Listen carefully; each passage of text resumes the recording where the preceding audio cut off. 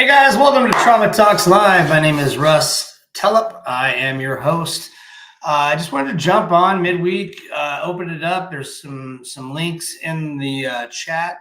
If you guys are interested in jumping on live with me, if you have any questions, you're welcome to do that. I will be screening them in the chat once you join the studio. We'll have a private chat to make sure that everything's cool. But love to have you guys on. See if you have any questions or anything going on in your life that you want to share. In the meantime, I've got some exciting things going on in my life. One, you just watched the graphic for, which is the book that's coming out on the 23rd of November. It is called The Empowered Grief Journey, 23 Stories to Carve a New Path Forward. It was written by myself and a good friend of mine, Chris Mamoni, and then 21 other people that Chris interviewed on his podcast, me being one of those people. So really exciting project. It's 23 chapters, 23 stories of somebody's experience with grief and how they move forward and what they learned from it, lots of things. It's really cool. Chris lost his son to stillbirth about 2 years ago. His name is Caden. So when he designed the flow of the book, the flow of each chapter, he uses Caden's name as an acronym for each part of the chapter. So it's really interesting. There's a lot of love that went into it. So we would love it for you to check it out. And I'll share a link to the book for pre-orders on Amazon down here in just a second. In fact, let me do that now while I'm chatting with you guys. So looks like we just had someone join. Thanks for joining. If you guys are interested in jumping on with me, feel free to click that link in the chat. That'll bring you right to the studio. And then after a quick chat, we can bring you online to chat with everybody or ask questions or whatever it is. So if you just type in The Empowered Grief Journey into Amazon, it will bring up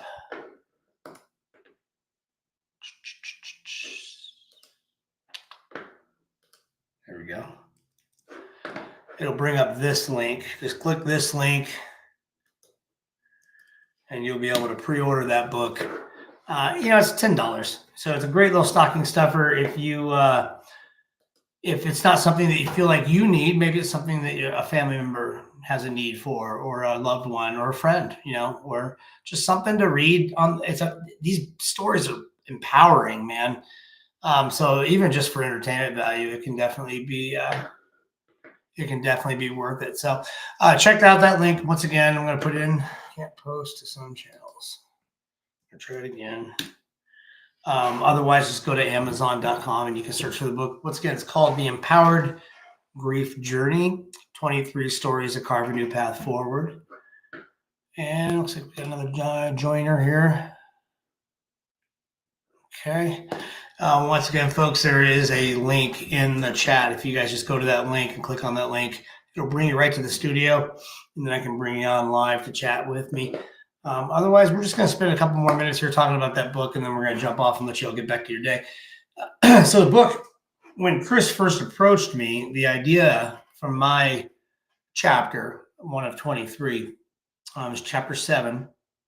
And I was originally going to write about narcissism and the grief that's associated with narcissism during the no contact phase. Because a lot of times when you're trying to separate yourself from a narcissistic person, it can feel a lot like a death.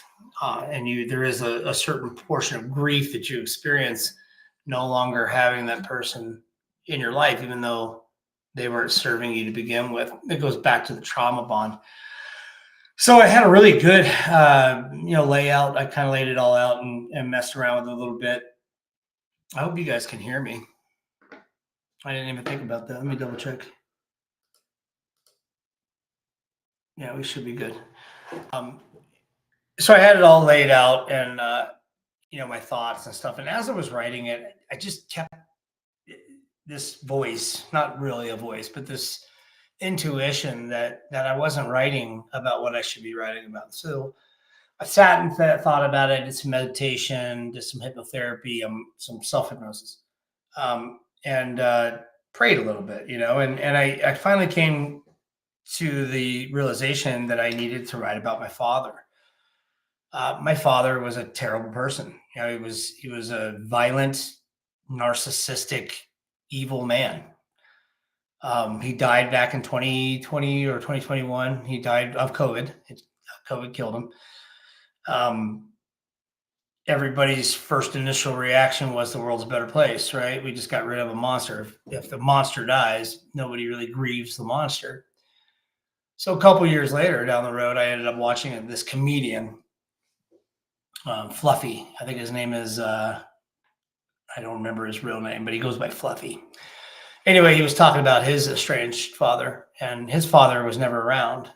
And it just triggered something in me. And I realized that I was grieving him, or I didn't allow myself to grieve him. But it's not necessarily him that I was grieving as much as the ability to confront him with what he had done, the ability to sit down with him across the table like that comedian did with his father and be able to say, this is how you hurt me. This is how it destroyed my life. And this is how I'm trying to get over it. And giving him the opportunity to apologize, which probably never would have happened. Most narcissistic people won't. And it just came at me like a ton of bricks, man. So I sat down and I wrote this whole chapter in about a day. I sat down and had all my thoughts on paper. Obviously, it took several times reading through it and rearranging things. And then we went through the editing process for the book itself. But it was a lot of crying. It was a lot of self-reflection. It was a lot of meditation that went into that chapter. So I can't wait for you guys to read it and let us know what you think in the reviews on the book. I just can't wait to see what you guys have to say about it. Now, mine is one of just 23. Chris's story is just an incredible story of loss and redemption and powering through, you know, coming out the other end, empowered to help others. And then there's 21 other people that have similar stories, different types of loss, but similar stories of prevailing, similar stories of coming out the other end. 1 sec. Oh, thank you, whoever that was. I just saw the heart. So 23 stories that have this much heart poured into it in one little project is just absolutely incredible.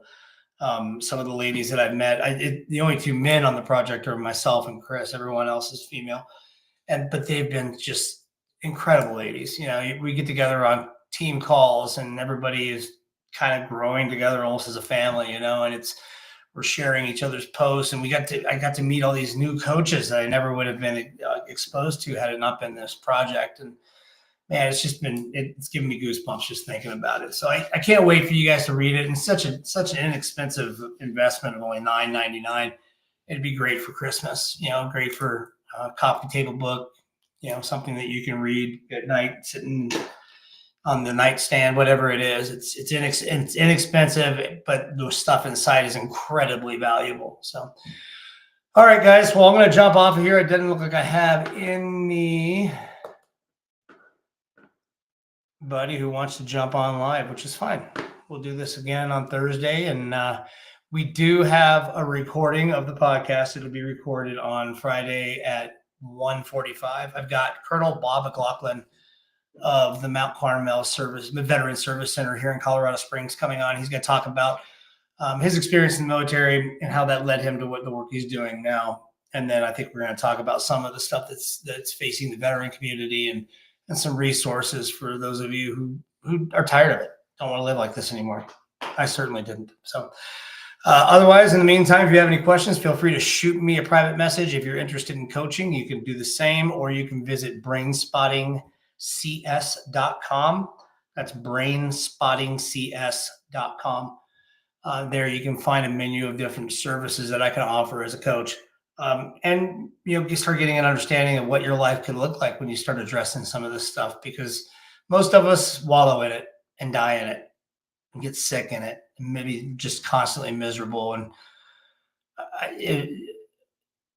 I can't tell you how much better my life is today because of the work that I've been doing. Man, my hair is really got this unicorn thing going on because of the work that I've been doing. And I just desperately want you guys to have that feeling too, to know what life can be, and how much better it can be. So anyway, thanks for joining me, guys.